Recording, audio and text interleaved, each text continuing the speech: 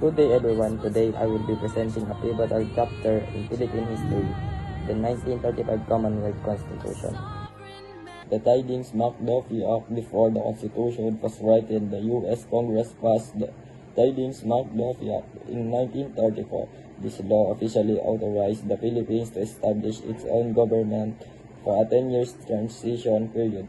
The Commonwealth before gaining full independence.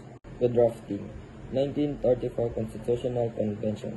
On July 30, 1934, 202 Filipino delegates gathered in Manila to write the draft. The convention was presided over by Claro M. Recto. These delegates were tasked with framing a government that mirrored that American system but was suited for Filipino needs. The approval and ratification after the draft was finished. It was sent to Washington, D.C. U.S. President Franklin D. Roosevelt signed it into law on March 23, 1935.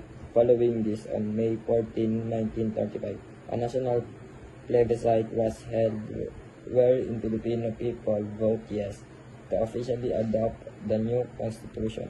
Author of the 1935 Constitution, the document established the structure of the Philippines government. 3 branches: the Executive, President, Legislative, National Assembly, and Judiciary Supreme Court. Presidential term. Originally a 6-year term with no re-election. Later amended to 4 years with no re-election. Women's suffrage. It paved the way from Filipino women to gain the right to vote. National language. It mandated the development of a national language based on existing native language. Historical legacy. The 1935 Constitution served as the supreme law of the land during the Commonwealth era. In the early year of the Third Philippine Republic, after 1946, it remained in effect until it was replaced during the martial law period in 1973.